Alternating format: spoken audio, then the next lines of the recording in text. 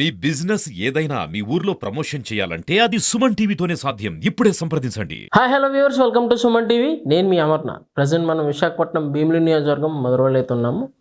So ఈరోజు మనం ముందున్న guest doctor Neelima, MBBS MD, public health specialist, అలానే న్యూట్రిషన్ కోచ్ కూడా. సో ఇంకెందుకు ఆలస్యం, అందరికీ చాలా డౌట్స్ ఉంటాయి హెల్త్ పరంగా.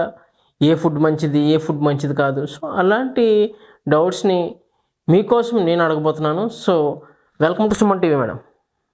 So Namaste Suman TV.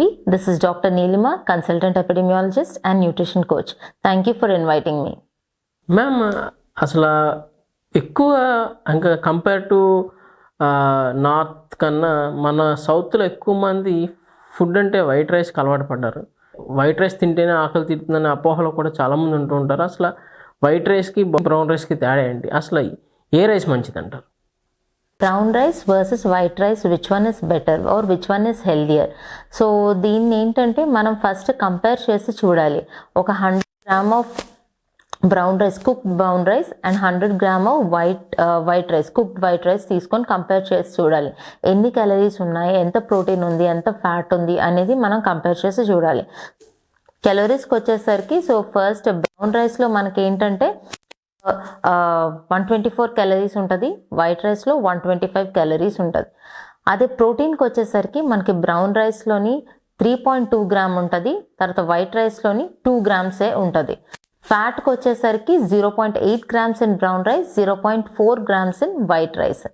అదే మనం కార్బోహైడ్రేట్స్కి వచ్చేసరికి రెండు almost equal, 26 grams in brown rice and 27 grams in white rice అనమాట. సో ఇవి ఉండగా మనకి ఫైబర్ చూసుకుంటే మనకి బ్రౌన్ రైస్లో వచ్చేసరికి మనకి 1.5 గ్రామ్స్, వైట్ రైస్లో 1 గ్రామ్ అనేది ఉంటుంది.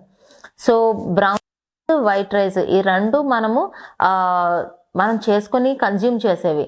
సో మనకి బ్రౌన్ రైస్ తీసుకుంటే మనకి ఫైబర్లో హైగా ఉంటుంది, తర్వాత మనకి లో గ్లైసమిక్ ఇండెక్స్ ఉండడం వల్ల బ్రౌన్ రైస్లో డయాబెటిక్ పేషెంట్స్కి అది చాలా యూస్ఫుల్ అవుతుంది.